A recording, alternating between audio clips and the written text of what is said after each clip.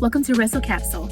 I'm Elise. Let's just cut the intro and let's just get into it. I'm sure there was nobody thinking that Jey Uso was not going to win the championship that night. I knew that this man was going to win. Like, they've been prepping this for forever, and people were just waiting for the pin, for the 1, 2, 3. But for Jey to submit Gunther, crazy work for Jey of all people to submit Gunther, the ring general. So yeah, like, this match, I wasn't super excited about it.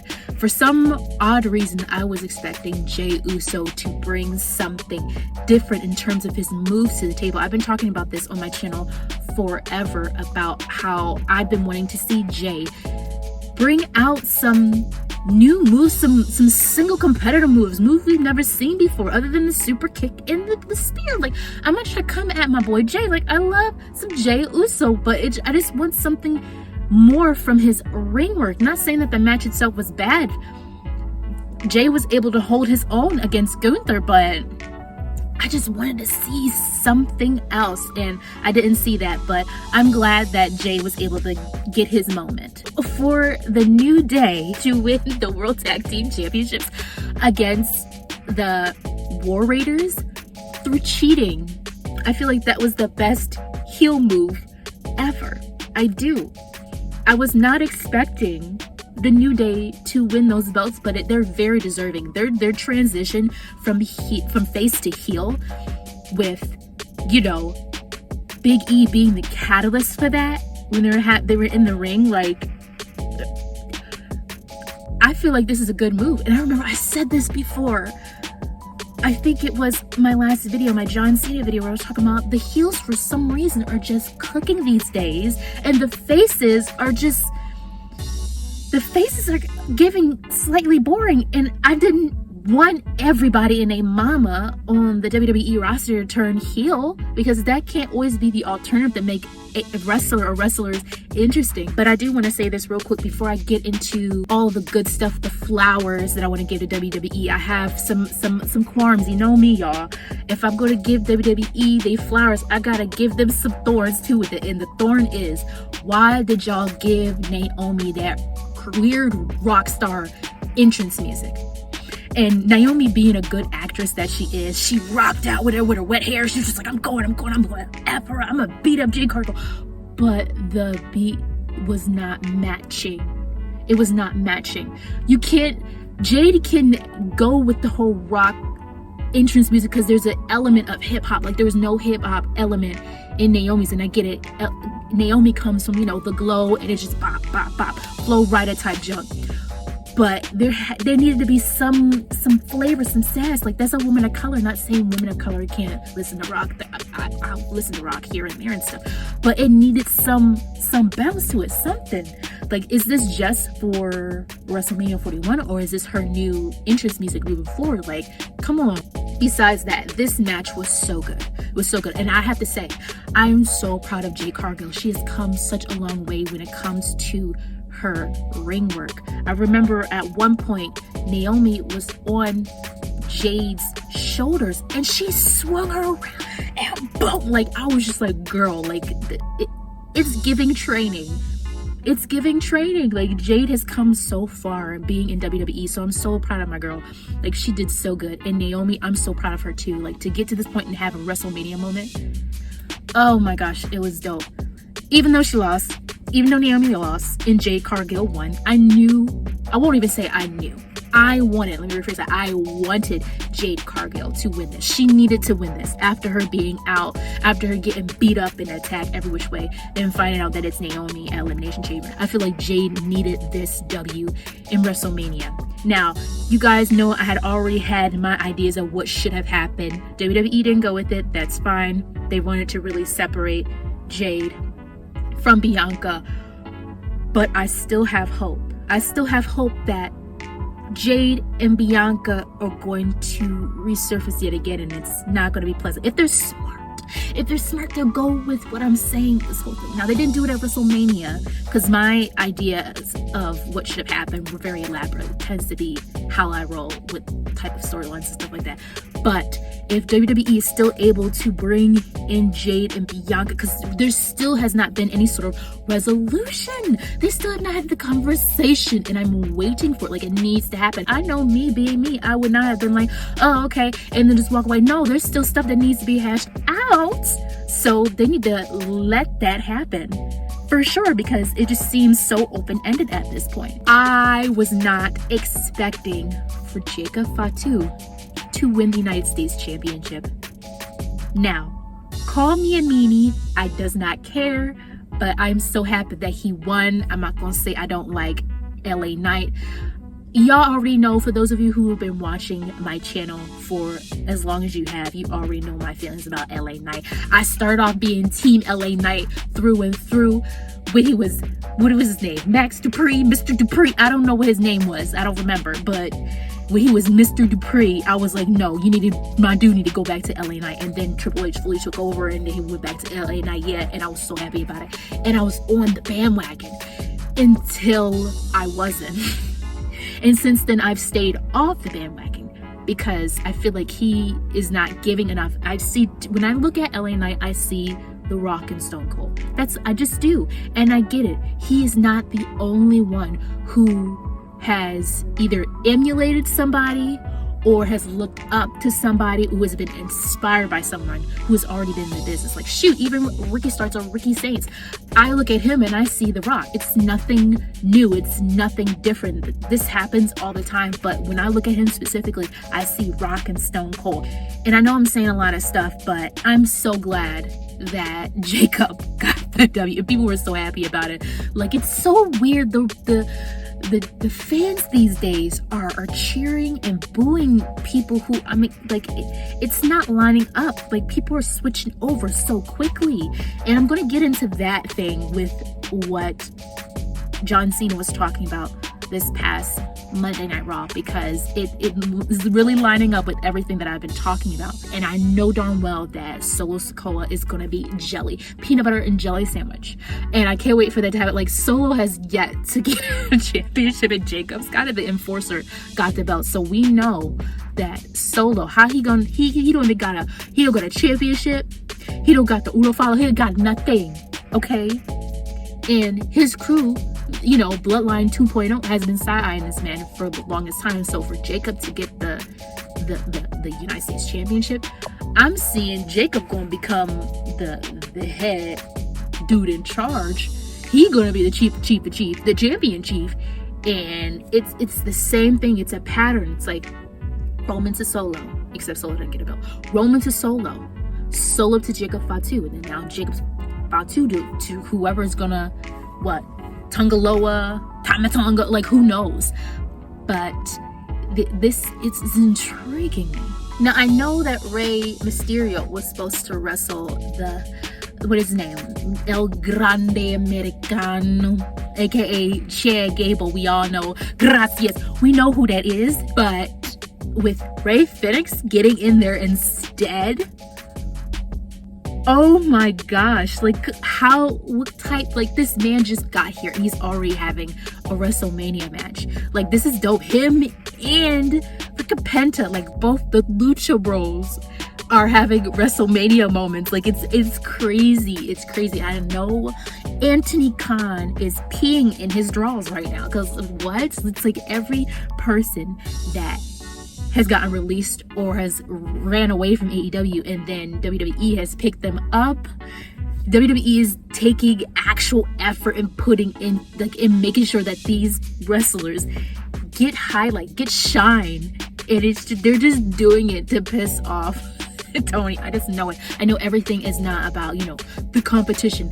But as a wrestling fan who once was an AEW fan, I can't help but to see the transition, see what one wrestler is doing here versus another promotion. Like, I can't help but to see that, and it makes me laugh because I'm just like, people have been talking about how, you know, once these AEW wrestlers come to WWE. Their wrestling's not gonna be the same. WWE's not gonna allow them to take the bumps that they were at AEW. Well, yeah, because a lot of those bumps at AEW were life-threatening. They were freaking crazy, to the point where I'm just like, yo, did you break a whole ligament? The dynamic, the chemistry in the ring with Ray and Chad, it was so good. And Chad, he's already an amazing wrestler. He's high flyer, he's technical, but the luchador-esque moves he was doing, and then his stuff was just complimenting Ray, and it was just, this is one of my favorite matches. It was so good, and it's really dope to see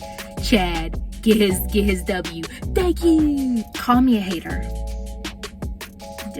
If you do, it's okay. I'm not gonna get mad at you, because I understand. There's been rumors and stuff swirling around about how, Charlotte Flair has been difficult as of late and all this stuff. I don't care about that. I've never cared about the locker room drama, whether it's rumors or real. I don't care.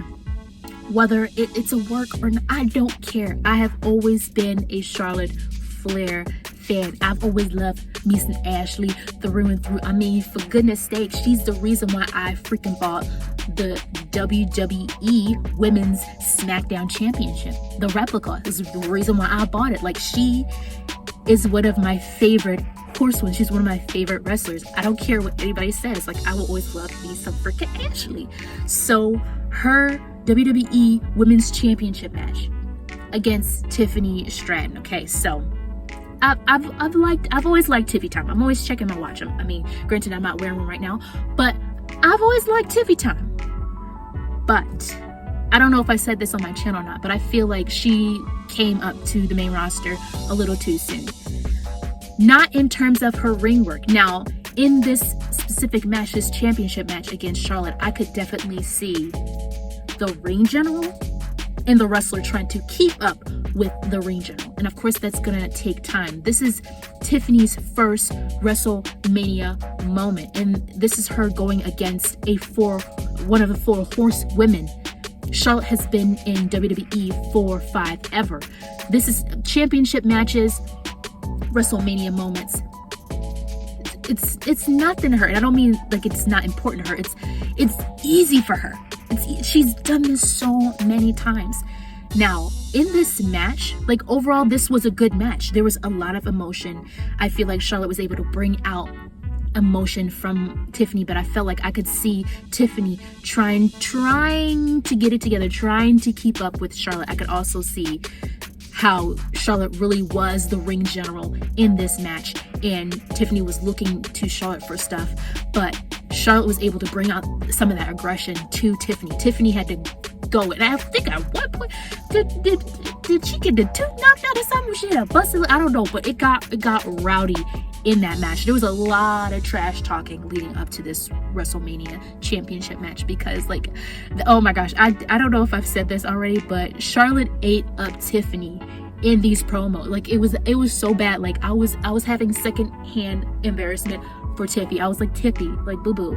One thing I feel like WWE did not do enough for her in terms of NXT, is promo time. Now, she had times here and there to do promos, but when it comes to her matches were really good, especially in NXT. But when she comes to the main roster, I feel like she needed more time to develop her promo skills.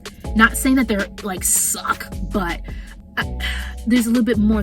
She needs a little bit more confidence on the mic, and I feel like, yes, that is going to come with time, but there's certain things you need to have in the bag already, especially when you're coming to the main roster. But people like WWE was just ready. Tiffy Time, they were just ready for it. She was already popular. People loved her. She's cute. She's great in the ring. So I get it. But going up against Charlotte, mic for mic, tit for tat, like I could see her weakness. So I feel like she needs to work on that more. I knew she was going to retain. She was going to need this. This match was to build up Tiffany, and it was for Charlotte to give back. And like I said before, Charlotte's in the business of giving back. This was a huge win for Tiffany Stratton, but I feel like Tiffany has a lot more work to do. Paul Heyman swerved me several times first I'm thinking you with CM Punk, then you not. Then I'm thinking you with Roman Reigns, then you not. You with Seth freaking... What? Huh? What? Bro, I will never forget when Paul Heyman uppercutted Roman Reigns in the Tribal Jewels and swerved it around just to make sure you feel this arm. Like, yo, like, Paul Heyman got Roman Reigns in the Tribal Jewels. He got him in the TJs, bro. With the one-up, with Seth freaking Rollins with the one-up, I cannot. Monday Night Raw with Seth freaking Rollins, Paul Heyman, and Braun Breaker. Now, I could, like, initially I was like, oh, Braun Breaker of all people, what? But then I think about it. These are the moments where I'm just like, I'm so glad I watched NXT. I remember when Paul Heyman went to NXT. Remember, they were having main roster people go to NXT to bump up views and stuff like that. They were really going head to head with Dynamite. And I remember Paul Heyman crossing paths with Braun Breaker. Is he trying to recruit other people? Is he trying to be a manager to multiple people? It makes it look like Paul has been scouting people for that long. I'm so glad that Iyo Sky retained. People were booing Bianca Belair. I really wanted Iyo to win. Okay, I was over Bianca Belair. I was even over Rhea Ripley, and Rhea has made the Women's World Championship, like, fight me on it. She's made it to what it is today. It took a while.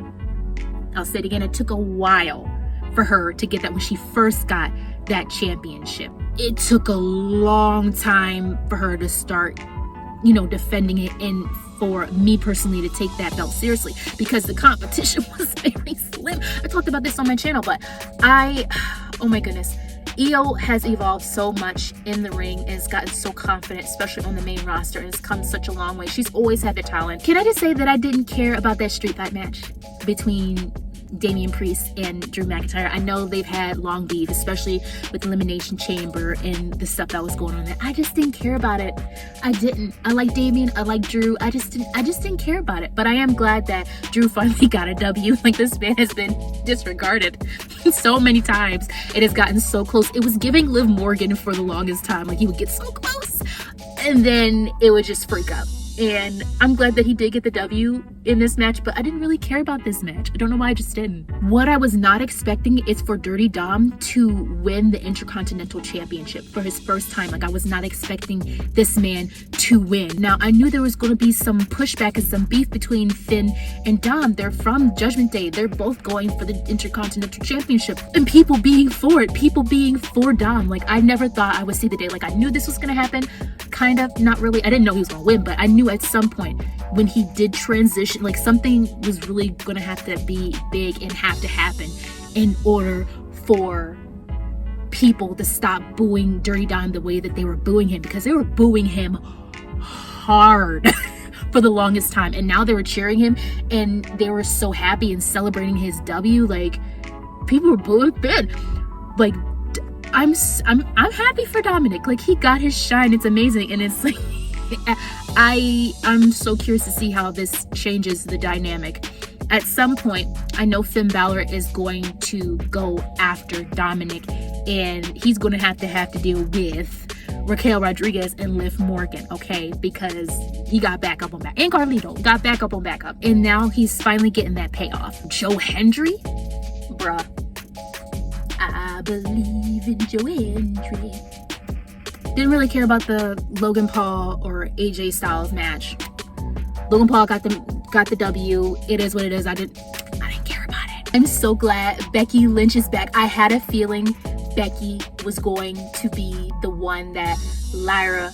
I had a feeling Becky was going to come out, because that was the mystery person. Like, who was Lyra going to go alongside with against the current, you know, women's tag team champions, Liv Morgan, Raquel Rodriguez. So for Becky to come out, I knew it. I freaking knew it. I'm so glad she's back. I've been waiting for this girl to come back. But for her to turn on Lyra because Liv and Raquel getting the belts back, crazy on Monday Night Raw, and then her turning on Lyra, like out of nowhere. Like, why is everyone turning heel? Like, this is a legit question. Why is everybody turning heel right now? I was happy that John Cena won the championship against Cody Rhodes, the undisputed WWE championship. I'll be that person to say it. I'm so glad. It was time. He deserved it. This is his last year in WWE before he retires. I was glad. Not saying I don't like Cody, but John Cena deserves it. And I'm so happy. I was even saying this in my John Cena episode. If you didn't watch it, watch it. I was like, I hope he wins. John Cena was saying on Monday Night Raw literally was the stuff that I was talking about. Like, he was bringing realism to the mix. Like, people first booing John, then cheering John, them cheering Cody, then booing Cody. Like, people were just going back and forth, and not like, you just talk about how toxic the relationship is, and he was really bringing that realism that I was talking about into the mix in his promos. It's true. It's really making the WWE universe, pro wrestling fans in general, look at themselves, because it is back and forth. It is so toxic and so back and forth. Like, they just can't pick. I'm curious to see how Cody is going to bounce back from this. Is he going to turn heel? Because everybody is turning heel these days. Let me know what you thought about WrestleMania 41, Night 1 and Night 2, and even Monday Night Raw. Don't forget to like, comment, and subscribe for more episodes. Thank you guys so much for watching.